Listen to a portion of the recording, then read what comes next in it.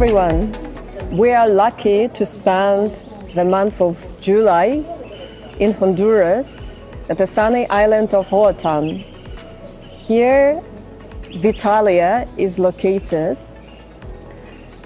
It's a startup city where scientists and entrepreneurs from all over the world come to start new companies and develop drugs and treatments that will make humanity live longer and healthier and eventually make the death optional.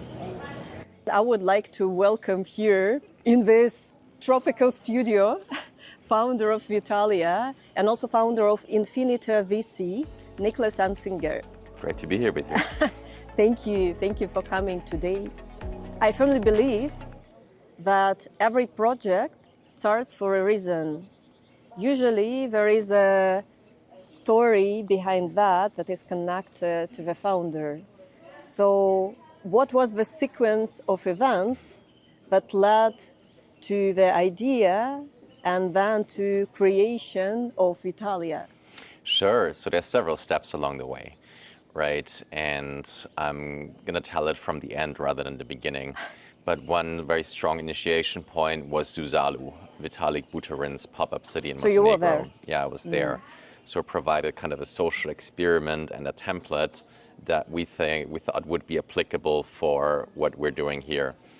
And before that, I was already involved here in Prospera, right? So Prospera is building a startup city, Vitalia is building a district in the city, is building a biotech hub within its legal framework, right? So Prospera is a special economic zone here in Honduras. And Prospera really changed my life in very meaningful ways. That's also when I started Infinita VC, right? And what's happened to me coming to Prospera was that I felt my ideas, my intellectual interests, and my practical entrepreneurial skills were converging. Before that, I spent a lot of time in the world of ideas. I'm very bookish, I read a lot, I do my own podcasts, and I was a research assistant, spending time in academia, but I kind of felt that's not doing anything, that's not practical. So then when I was 26, I went into entrepreneurship and had a really good run there in the Berlin startup scene and learned the ropes of entrepreneurship. And then after 5 years, I went out to look for what is the big mission that I will go on in my life. And in the beginning, I didn't find it. I was looking into healthcare, right, because COVID was happening. And I learned that even if we develop the best AI for drug development or like open source medical data, we still have bottlenecks, right? We still have the FDA, and we still have medical regulations, we still have IP laws, we still have all these roadblocks that are really artificial and that are due to human institutions that are created by law. And that's not something you can change as an entrepreneur, so I thought, until I learned about Prospera, right? So in Prospera, they're building a new legal system that allows for faster development of new technology. And I found that idea just really fascinating, and that's brought me here, that kept me here. Besides, and of course, the community that was here, the ones, especially the Honduran attorneys that have been working towards this for 10 plus years, really convinced me that this is the place to build something that could be historical on a civilizational scale, really. Right, and then that led me further down the road to start Infinita Fund in Vitalia. COVID is responsible for Vitalia partly, that you've chosen longevity as a main theme. That influenced it, right? So at that point I was already looking into healthcare. I didn't know yet really about longevity, right? So I was longevity pilled about 2 years ago. By talking to people like Sebastian Brunemeyer or hearing about Aubrey de Grey and learning that longevity and living really human aging is really a problem that can be addressed, right? So process in our body, the cellular degeneration, all that comes with it, is something that is not a law of nature, right? There are animals like the naked mole rat or the Greenland whale that don't age in the same way as humans, right? So that is a scientific and technological possibility to halt or even reverse aging. That was news to me 2 years ago. But I was already attracted to the idea of it, and I didn't know that was a possibility, because about 10 years ago, and we talked about this the other day, I was watching this movie by Jim Jarmusch called Only Lovers Left Alive. That's about these two vampires, right? And what's really beautiful about this movie, or these vampires were living forever, right? And many people think of it as a bad thing, and I came out from that movie like deeply inspired, because they were reminiscing about having met like Shakespeare, and their conversation with Christopher Marlowe is still alive, and they're kind of rediscovering their love for each other. They still go through the motions, like you have the lows, you have the highs. That's still the human thing, but still it's worth it to live forever. Like the female protagonist, played by Tilda Swinton, she makes this really strong statement how much of a because the male vampire wants to kill himself, and she's berating him like, don't you get it? After living so long, that's just such a waste. You know, you can nurture kindness, touch grass, and dancing, right? And then they have this scene together where they're dancing. So this was such a strong statement that it's fundamentally good to be alive. And I found that very inspiring, and I think that idea was partly what stuck with me, or that was invigorated by learning that it's really something that's possible, that we could achieve that within our lifetime. This is very normal to know that it's good to be alive. Nobody wants to die. Do you think that it would be possible to achieve the ultimate goal of Vitalia, to make that optional already in our lifetime? Yeah, I think so, right? So from the pathways we know in the science and technology, that could be possible. Like, I don't want to make over-optimistic predictions like singularity or whatever, because it's not inevitable, right? If we don't do the right things, we won't achieve it, right? So my message at Susalu and to the longevity community was, hey, the way we do things right now, we won't get there. Because if it takes 10 years to approve new drugs and treatments, that's just too slow. Like, we won't gain momentum as a movement. Even worse than the approval process taking 10 years is the process kills iteration, right? So if you have, for example, the COVID mRNA vaccines, they were created on a computer within an amount of 2 days based on a genome sequence. And then it could have been adapted to subsequent variants. But it wasn't, right? Because you'd have to go through the approval process again, even though all you would have had to change is the genome sequence, which doesn't really change the risk profile of the vaccines. So that is just a jaw-dropping insight, right? Because we could do orders of magnitude better, even with existing drugs, with existing science, with existing research in making products that make us live longer and healthier, even without more major breakthroughs. The potential that is dormant is enormous. And my message was, we need to do something new. We need to basically create a new FDA, right? And in a place where there is the possibility to have jurisdiction, doing it under a new template. Like, we had all these ideas for decades, like economists like Alex Tabarrok have worked on that. Right, so there's ways, there's institutional mechanisms like sunset laws. You can use insurance mechanisms in creative ways. You still have common law, which still is punishing for when harm is happening or is clarifying liabilities.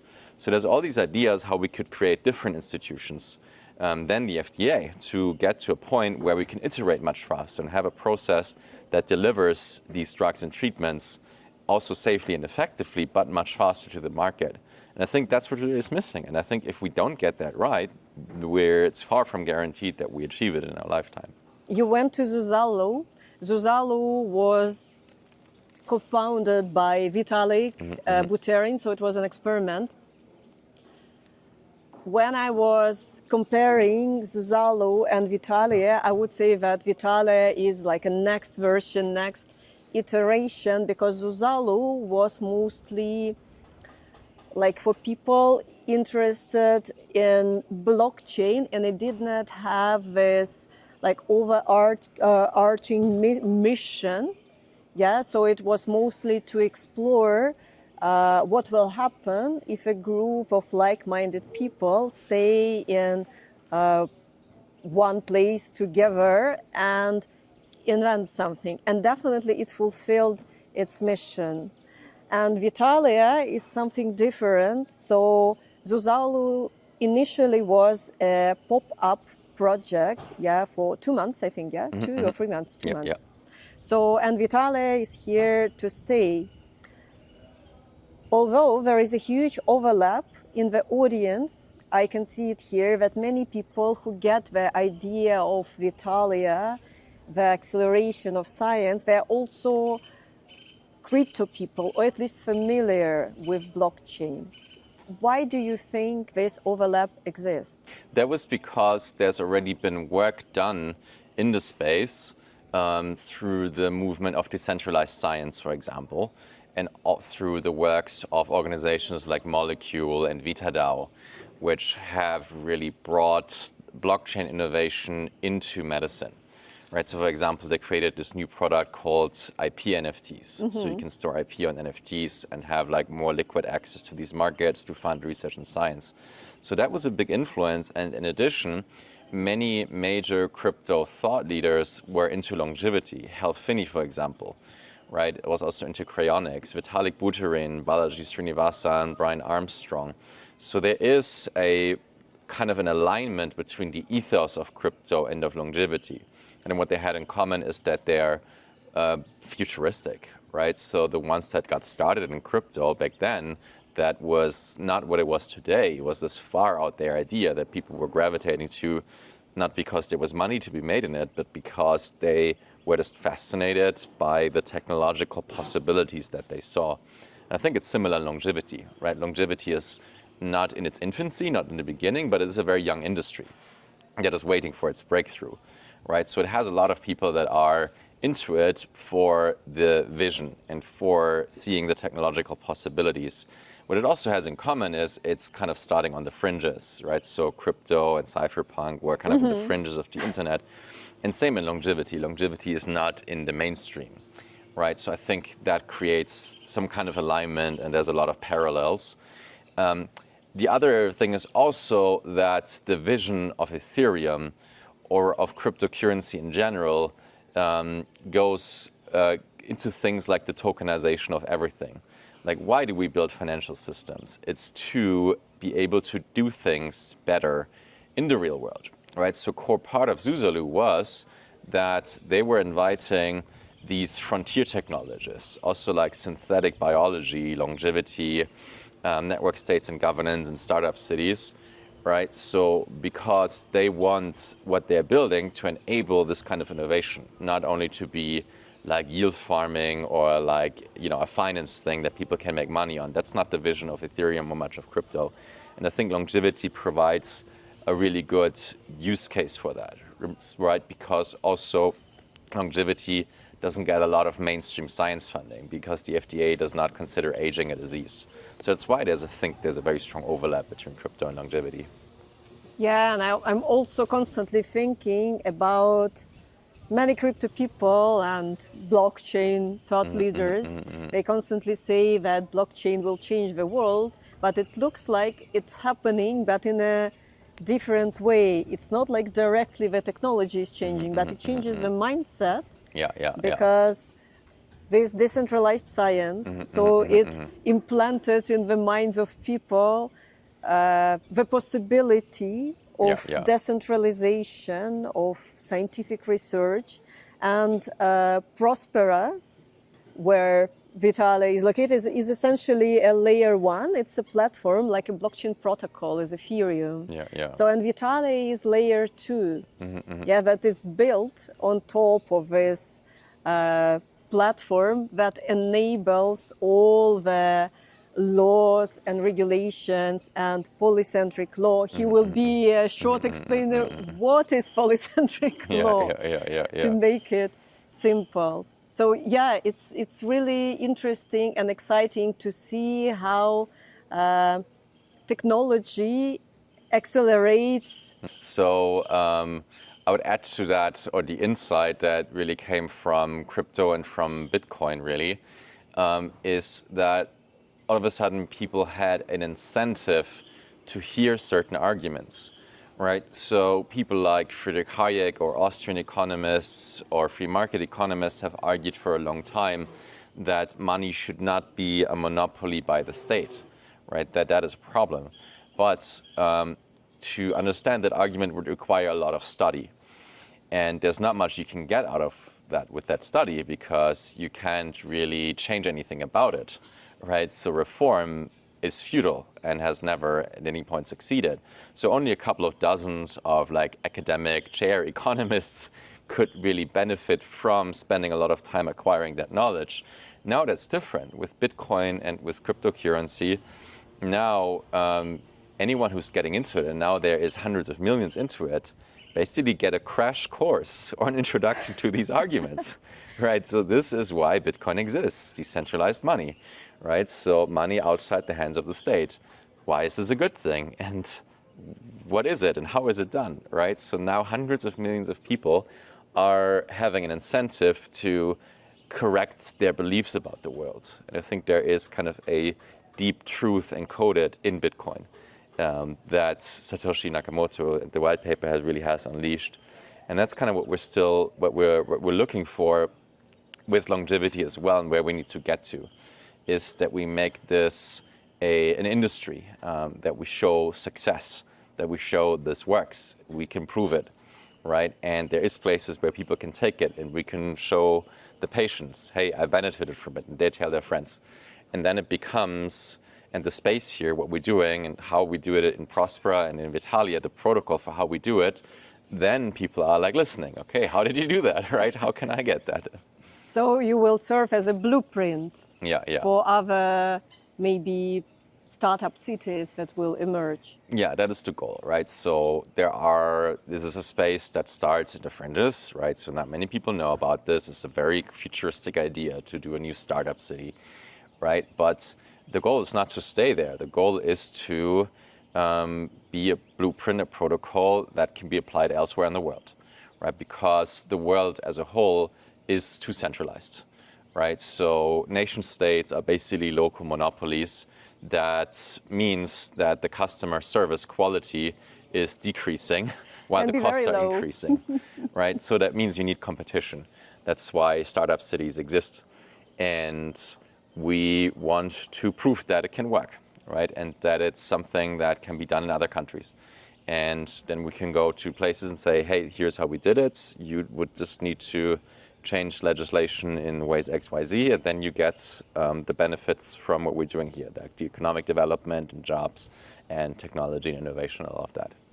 I've read the Bible of all the startup cities, the network state by Balaji. The book is brilliant. Everybody should read it. It's filled with links, so you read it very slowly because you constantly check the other stuff. And the overall idea of creating not only a city but a new country in the 21st century can sound a bit crazy, although if we think about that, this is quite normal because Berlin, as an example, was a capital of 5 different countries in less than 100 years. Although, if you start like a city or a country, you have a problem that you need land and infrastructure and people. And it creates a kind of chicken and egg problem, which is typical for marketplaces.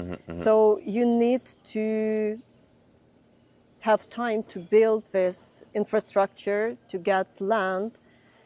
And without that, people do not come. So what is the way how you solve this problem? Because obviously you succeed in that.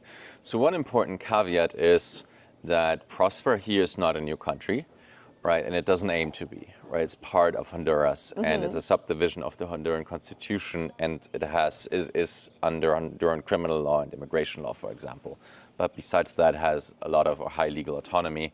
And I think there is understandably a taboo to start a new country. And that is because almost all countries have started or have been founded on violence. Like on a lot of violence, like hundreds of millions of people died in the last century and the centuries before like the founding of nation state was a very, very bloody affair, right? That's why we have this taboo on it, which is good because this is not the way these things should happen, right? So in an ideal world, we can provide a solution where you can deliver a better service without that. And I think Prospera is showing the way here by pursuing a government partnership, right? So they partnered with the country of Honduras that adopted the framework of special economic zones, where they get autonomy. They can be a private provider of governance as a service. And in return, what Honduras gets is economic development. And it gets to import first world level institutions in terms of common law, in terms of security, in terms of property rights and access to justice and to courts in a limited space, right? So it's similar to how China achieved economic development, or Hong Kong or Dubai, right? So you give autonomy and allow legal changes on a limited space, because reforming the whole country is just not possible or practical to achieve changes. So I think that is a good blueprint. Right, that is something that many countries around the world are attracted to, right? Simply because it does not pose a risk. It's not questioning the authority of the state or the constitution, right? So there can be a peaceful transition towards, zones or hubs of opportunity and prosperity. And I think the more we do that, the more we will change existing governance providers and governments and nation states to be more customer friendly, and that is a world that I think would, transition peacefully to towards better governance. This is a very nice and fresh perspective. Definitely, all the wars of 20th and 21st century, unfortunately, are super bloody and are usually connected to the land and to the money. And many people, when you tell them that you go to a startup city that accelerates scientific innovation somewhere in the jungle in Honduras, they immediately imagine some wild, crazy scientist, mad scientist. Yeah, they go to the jungle to run human experiments, not bended by any laws or regulations. Although when we came here, we realized that it's so far. You start with like a legal compliance video before you come here, right? It's so far from truth. In fact, the laws for Prospera and Vitalia are more strict than general Honduran ones. But I think that you hear this argument quite often. So what do you tell these people, except I invite you to come to Vitalia and see everything yourself? Yeah, I mean, I explained to them, look, it's a common law-based legal system, right? Common law is the history of the British law and of American law, and that underpins Hong Kong and Singapore and Dubai. And arguably, as economists say, make them successful because it's more business-friendly, right? So it has the same amounts of liabilities against like crime and fraud and harm you do to people. That is regulation, right? If you're punished for a crime, right, you're regulated against it, right? Will they send you to Honduran prison if you behave badly, or Prospera? That is a bit of an edge question, because I think ZAs are supposed to or can have prisons, but in fact right now there's 3 ZAs, 3 of these zones, by the way, but in fact none of them do right now. So that's a bit of an edge question. But Prospera has their own private security, which is not something that is unusual, right? So private security is here on most of the island, right? In most of the resorts. Also, but many people don't know, private security is 50% of the market in the United States. Oh. Right? Why do people not know that or hear about that? Because they're not the one committing the police brutality, right? Which is good. They're held to account by their customers, right? So if that would happen, they would fire that security agency. What I try to point at to people is that we're working with things here you already know, right? So both when it comes to legal norms, when it comes to how security is done, when it comes to how we do medical and science, we're working with existing norms. Right, the GARM clinic that's doing the clinical trials is working with WHO and FDA safety standards, right? So many of the things we do are not unusual or uncommon. Some things we do a little bit different, and then we can discuss, should we do them different?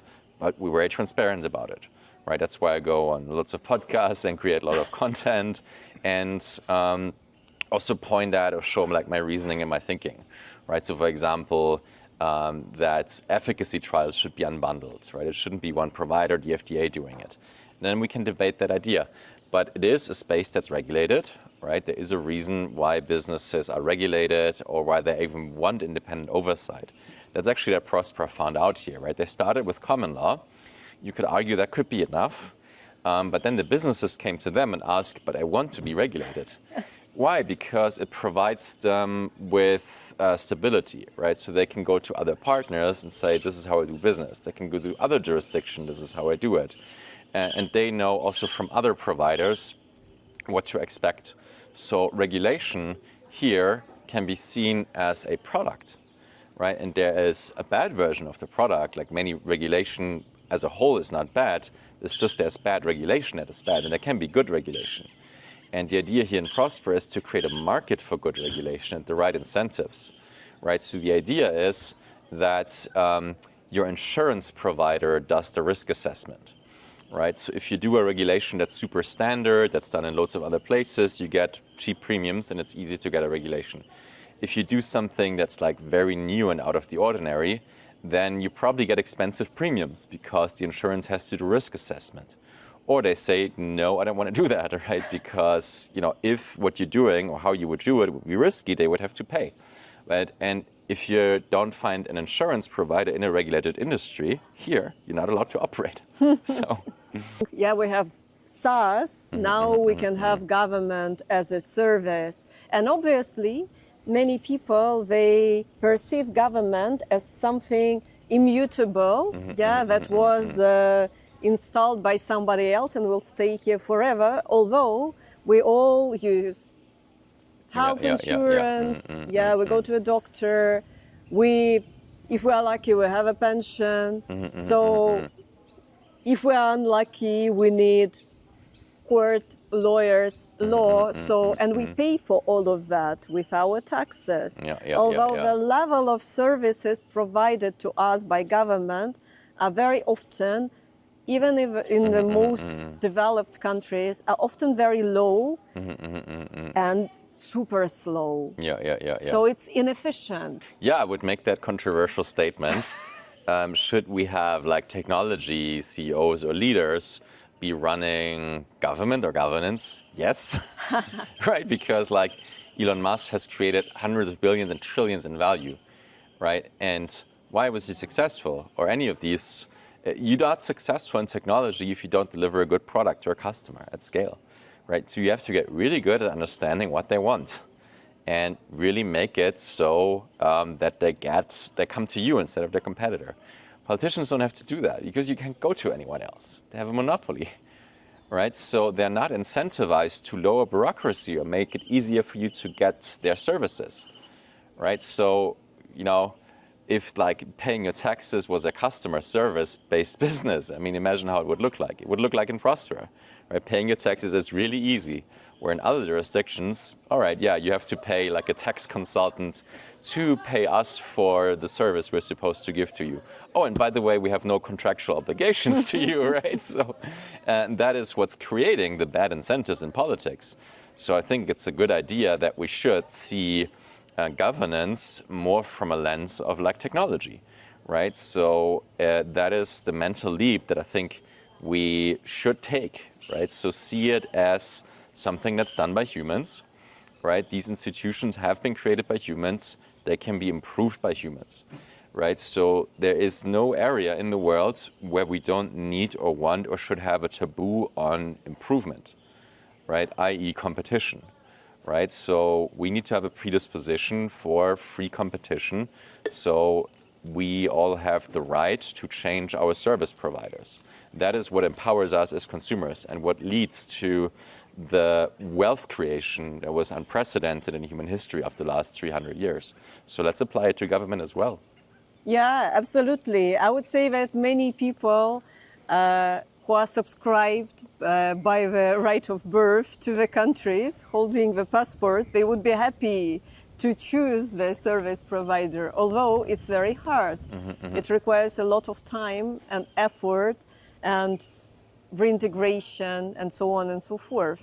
So definitely people would benefit from being able to have more freedom in making their choice. Yeah, and there's projects like small farm cities in Malawi, for example, or the other charter city in Honduras called Ciudad Morazán on the mainland that are proving that this model works for the least well-off, right? So Ciudad Morazán's customers are minimum wage earning working class Hondurans, right? And what are they providing? Safety and affordable housing. It's as simple as that in a part of the country that's very unsafe. Right, or small farm cities in Malawi, what are they providing? Like stable jobs, income, education to start your own business. Like in agricultural level stage of development.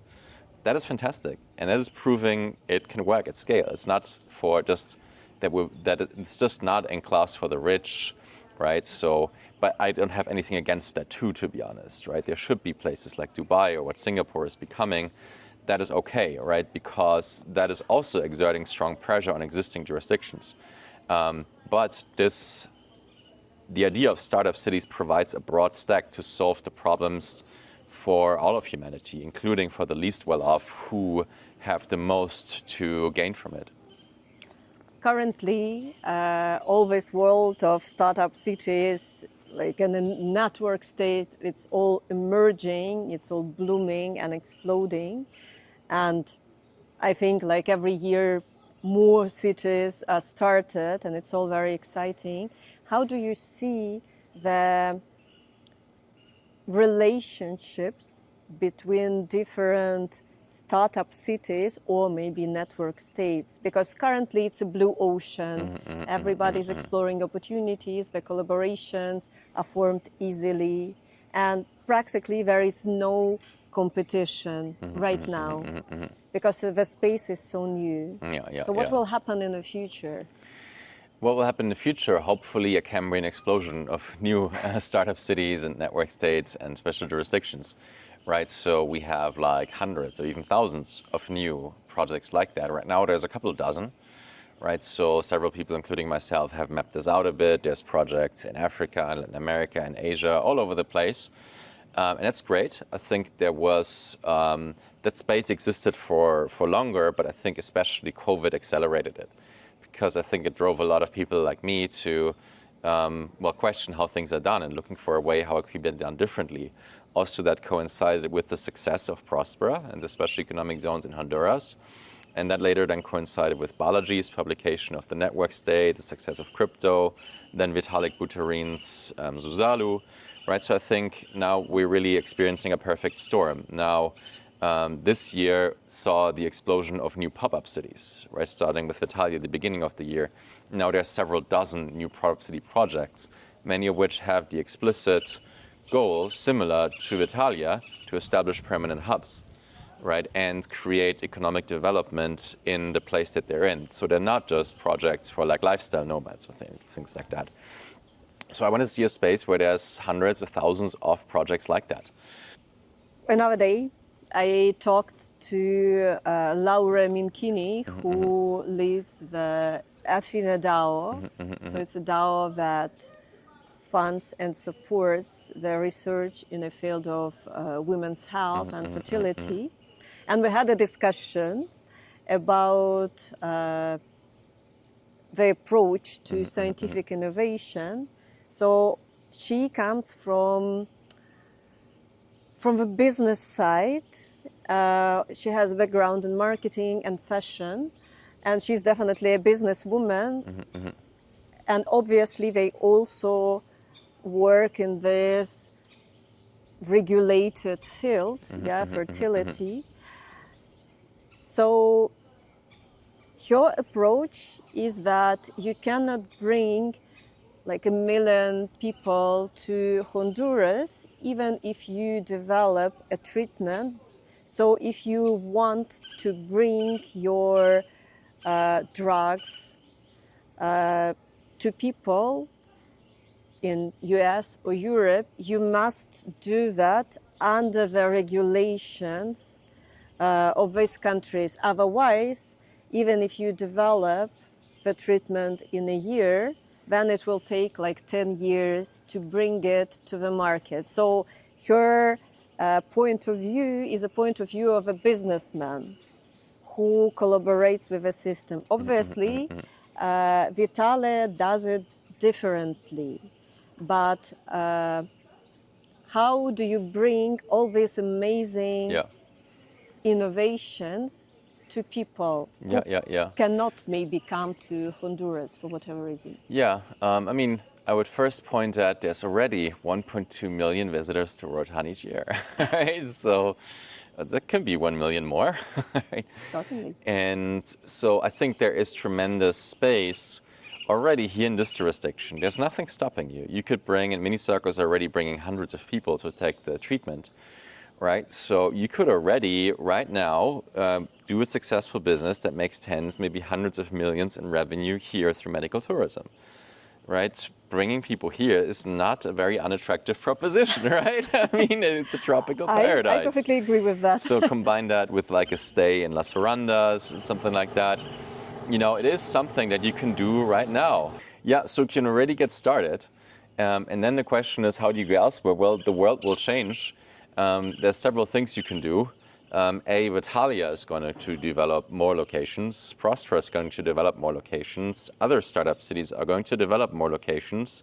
You can go to aim to get jurisdictional access in other countries, like Minicircle is talking to like Dubai, Costa Rica, Mexico, Japan, and maybe even the FDA will change. There will be a big prize, right? But we don't rely in like the next 10 years on them to approve it, right? But that would be the ultimate goal. That's good, right? I want them to, I would like that to succeed.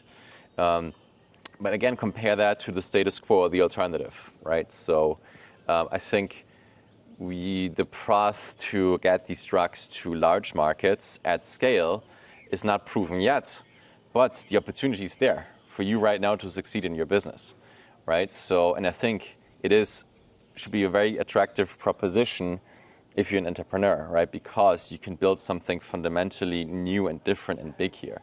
Versus in the existing system, right? All you do is like, you have to handle a bureaucracy for 10 years and do research. Versus here, you can build a real company with customers and revenue. And we see that already. Yeah. So can the startup city itself be a good business, a profitable one? Oh, for sure, right? I mean, Prospera and others are proving that, right? So you need a lot of upfront capital investment simply because of the land part, right? So the land part is a bit of a challenge. It's hard to raise VC money to buy land. Prospera was successfully able to do it. After 10 years. Yeah. But I also see increasingly governments or jurisdictions offering land for quite cheap. You got to be a bit careful there because, you don't want to get into like corruption issues and stuff like that if government gives you land for cheap or for free. So you got to be careful with these things. It can be often the better thing to just buy it from private owners, just like Prospera did it, which is like clean and no corruption involved. But yeah, startup cities can be an attractive proposition, and much of the value creation is then accruing from the appreciation of the land. Right, so if you can solve the upfront capital problem, which I think will be increasingly easier as we prove out these things are asset classes, and that could eventually also go to the stock exchange and IPO, right? So I think that could really lead to a proliferation of more of these. Yeah, obviously, if you prove that it's a viable model, the other VCs would be more happy to provide you and other founders of startup cities with capital. So it will actually, like with scaling, you will reduce the costs and time to do that, obviously. And I love how you see that. So Laura most likely sees all this process from the perspective of a product that you bring to the market. And you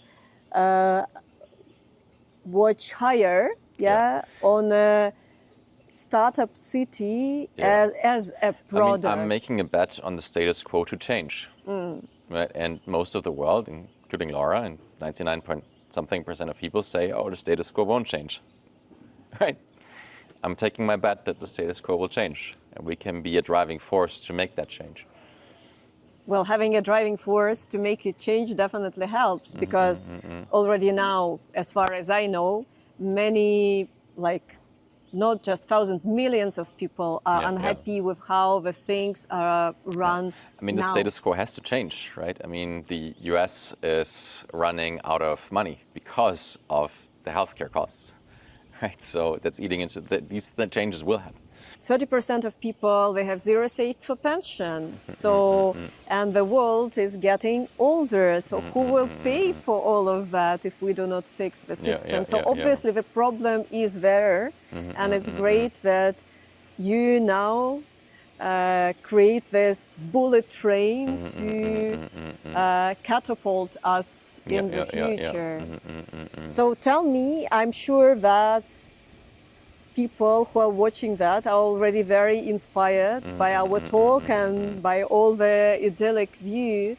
Can a normal person who is not an entrepreneur or a scientist come to Vitalia to explore what the city can offer? And how do you do that? How do you do that? Well, you can visit one of the Vitalia events. Go to vitalia.city or vitalia.city/events. I think actually Luma.Vitalia City. I will add a link Good. to the description. So there's lots of events coming up. It's not a precondition to be approved to come here to be an entrepreneur and a scientist. Maybe it can inspire you to be an entrepreneur, to be your own business. But there's also other businesses that are looking for people. Right, so you have to be a bit entrepreneurial in finding something where you can contribute or add value to, right? So, but you know, if you're a remote worker and you have already a job elsewhere and you're really attracted to this for the mission or the community, that's also okay. So there's plenty of ways in which you can engage with the community even without being an entrepreneur or a scientist.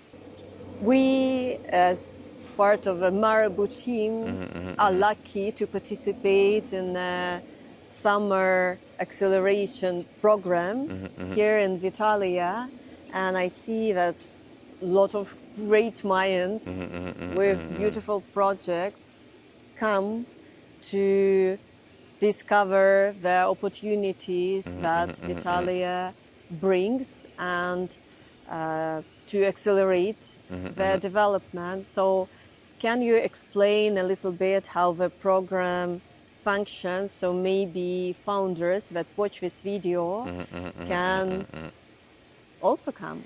Sure. So we're creating these events, including the summer program, as a touch point for people to experience it and to meet others in the community, to get started or accelerated on their existing project, start something new, find co-founders and find new friends.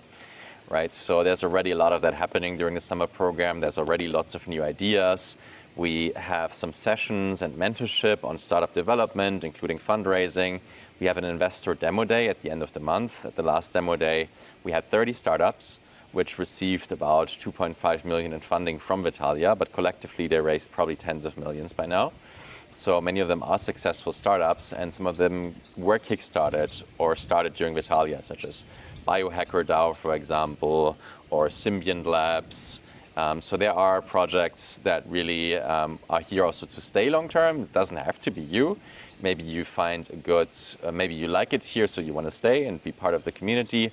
Or maybe you just take something with you and learnings and friendships to succeed elsewhere. And I can confirm that the community and the program is amazing. People are super interesting here, and every conversation, every discussion sparks something, and all the talks easily lead to collaboration and just, oh, we like that, let's just do that. Yeah. Thank you so much for creating that, for building that. So we definitely want to be part of Vitalia's mission. And here I think we can wrap up. Can we? We can. Yeah. Thanks a lot. That was fun. Thank you. Yeah, that was fun. Thank you so much. Yes. Yeah.